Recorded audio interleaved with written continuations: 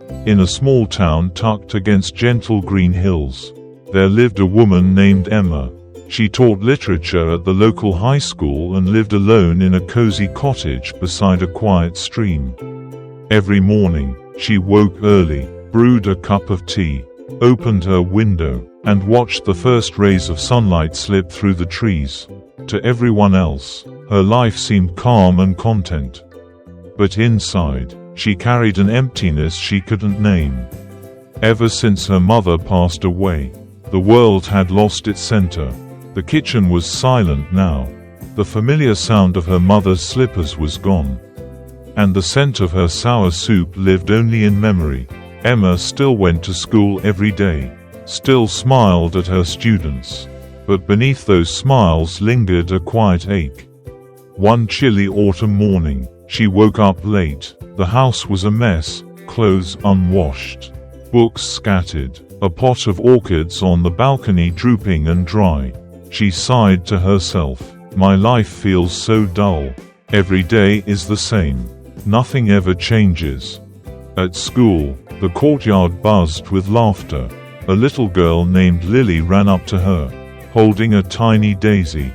"Miss Emma, I found this flower by the road yesterday. I thought you might like it." Emma smiled faintly, thanked her, and slipped the daisy into her notebook. That night, when she opened the book again, the petals had already wilted, thin and fragile like a breath. Something gentle stirred inside her. The sensitivity of a child had noticed a small joy that she herself had long forgotten. A few weeks later, Emma went to the hospital to visit a sick colleague. While waiting in the courtyard, she noticed an old woman sitting on a bench, holding a bunch of wildflowers. The woman smiled at her and said, "Visiting someone, dear? It's such a beautiful day, isn't it?" Emma replied, "Maybe. I guess I haven't found many beautiful days lately." The old woman's voice was soft as wind. "Well, as long as I can breathe, every day feels beautiful to me." That simple sentence stopped Emma in her tracks. The woman explained that her husband had been bedridden for almost 2 years. "He doesn't remember who I am anymore," she said with a small smile. "But I still come and tell him about the garden, our cat, the sunlight this morning. He never answers, but I'm grateful that I still have someone to talk to."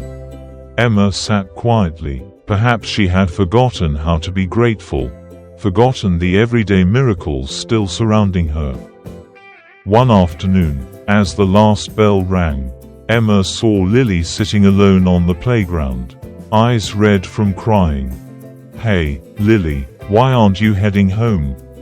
The girl whispered, "My dad passed away, miss. Mom says I need to be strong, but I miss him so much." Emma froze. She sat down beside her, placed a hand on the girl's shoulder, and felt the small body trembling. She remembered the day she lost her mother, the same kind of endless tears. "Miss Emma," Lily asked, looking up, "how do you stop being sad when someone you love is gone?" Emma thought for a long moment before answering softly, "Maybe we never stop being sad, but if we remember them with gratitude instead of sorrow, our hearts will feel warmer." The next day, Lily brought her another wildflower, this time a small purple one. "I gave one to my dad," she said, "and one to you." It was the first time in months Emma smiled with her whole heart. From that day on, things began to change, not because life became easier, but because Emma began to see again. In the mornings, the birds' songs sounded like life itself whispering to her. In the afternoons, sunlight poured through her classroom window and painted her desk gold. In the evenings, she called her father just to say, "I miss you," and for the first time in years, she cooked herself a real dinner, lit a candle, and smiled at her own reflection. She started a small notebook and titled it, "Things I'm Grateful For." Every night, she wrote down 3 things she was thankful for. At first, the list was simple. The weather was nice today. A student smiled at me. I'm still healthy. But slowly, the pages filled up, and so did her heart. One afternoon, Lily came to her house holding a glass jar filled with colorful notes. "Miss Emma, look, I made this just like you. Every time something good happens, I write it down and put it in. At the end of the year, I'll read them all again." Emma peeked inside. Each slip of paper had a small joy written on it. "I ate ice cream with Mom. My teacher praised me. I saw a rainbow after the rain." She smiled and said, "Lily, you're growing up in the light. Keep it close, okay?" That evening, Emma sat by the window, watching the stream shimmer under the setting sun. She finally understood, life doesn't grow lighter, but gratitude makes it easier to carry. While cleaning her room one night, she found a knitted scarf her mother had made.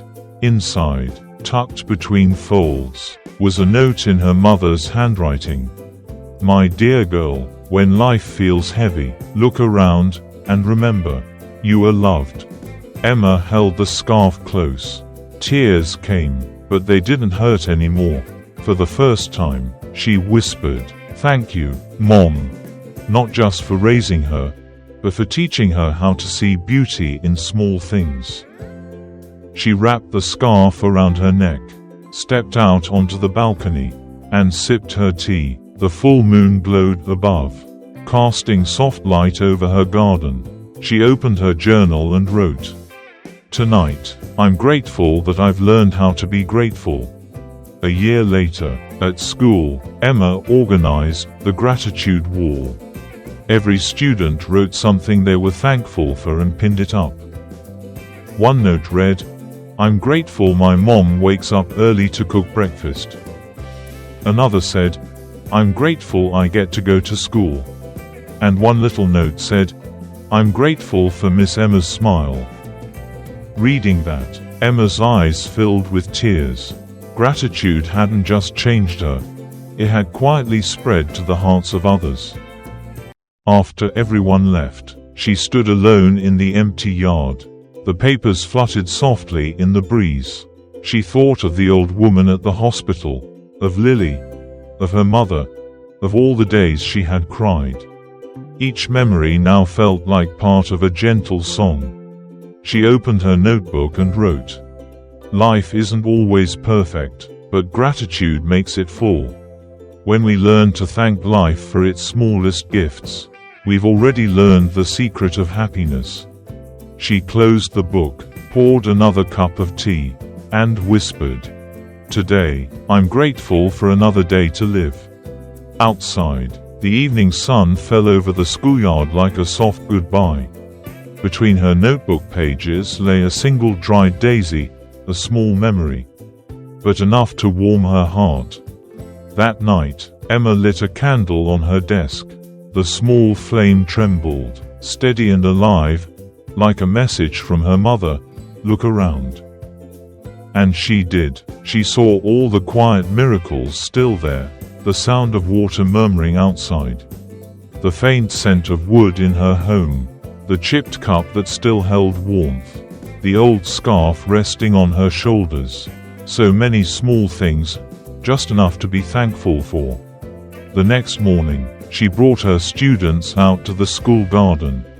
"Close your eyes," she said, "and listen for 1 minute."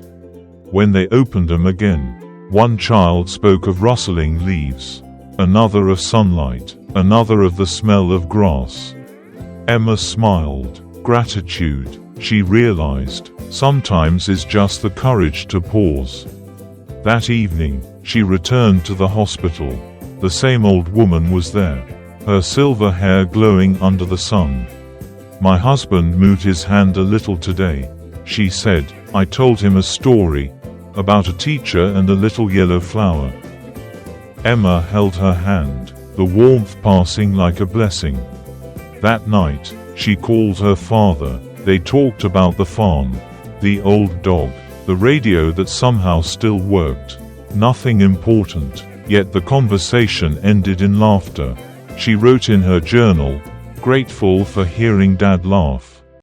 As November came, the air turned crisp. Emma bought a few new pots of flowers for her windowsill. Each morning, the petals shivered in the wind, pearls of dew resting like tiny eyes. She inhaled the scent of leaves and smiled. The sadness was still there, but softer now. Mid-semester, Lily burst into the classroom holding her nearly full gratitude jar. "Miss Emma, I think I need another one." Emma laughed. "Looks like your happiness needs more room to grow." They both laughed, and sunlight spilled across the room. At year's end, Emma reread her journal. Grateful for rain after many sunny days. Grateful I fixed the wobbly chair. Grateful that a shy student finally raised her hand.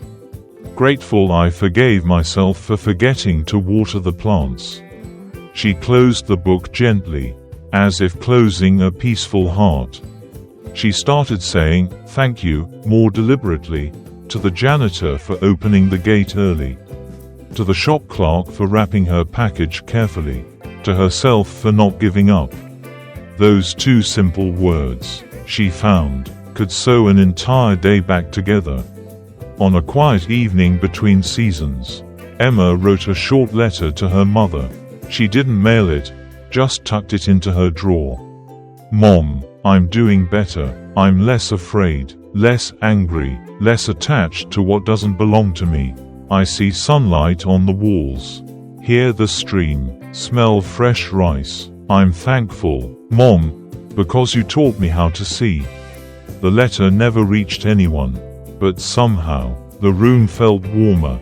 At the end of year ceremony, the gratitude wall was covered in notes. One, scribbled in messy handwriting, read, "I'm grateful for my teacher."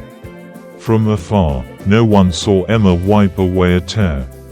That night, she took the dried daisy and pressed it onto the final page of her notebook.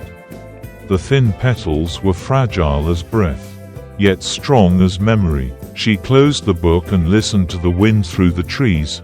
It sounded like a refrain, "As long as you can breathe, there's still a miracle." The next morning, the neighbor's rooster crowed late. Emma laughed, poured herself hot tea, and opened her door to let the cold air kiss her face. The new flowers on the sill swayed gently, and in her heart, a quiet spring began to bloom.